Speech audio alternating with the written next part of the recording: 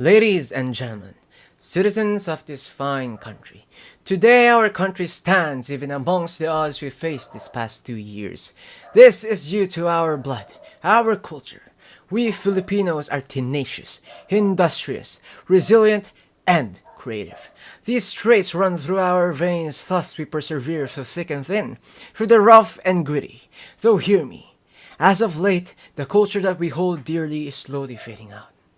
It is our job as Filipino citizens to not let it fizzle out and preserve them for the future generations to come. Our manners and values, art forms may it be new or old, our way of life, religion, and of course, our own identity. Why, you ask me?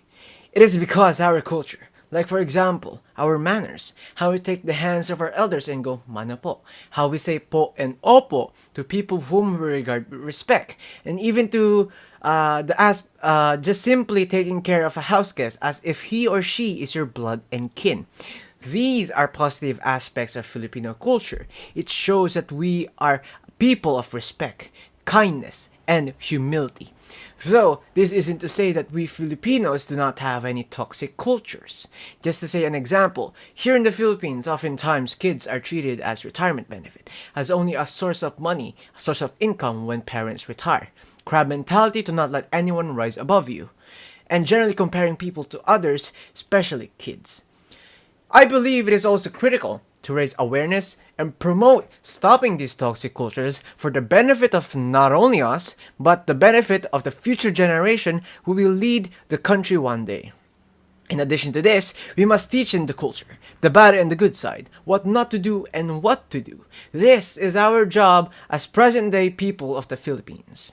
To add to the culture that we have, contemporary, modern to ethnic art forms, may it be dances, paintings, singing, and plays, that are derived from Philippine literature. Watching these fills the audience with a sense of emotions, awe, beauty, and pride, knowing it is from our own culture. Though this is not to imply that we cannot enjoy culture from other nations. We Filipinos fought and bled for our freedom, and this includes the freedom to enjoy other cultures. Freedom is part of our own nation's culture. Needless to say, do not forget your own nation and culture. Not all of us may have led a smooth sailing life. Nevertheless, we are here due to our own country being one of the factors and providers that allowed us to get here.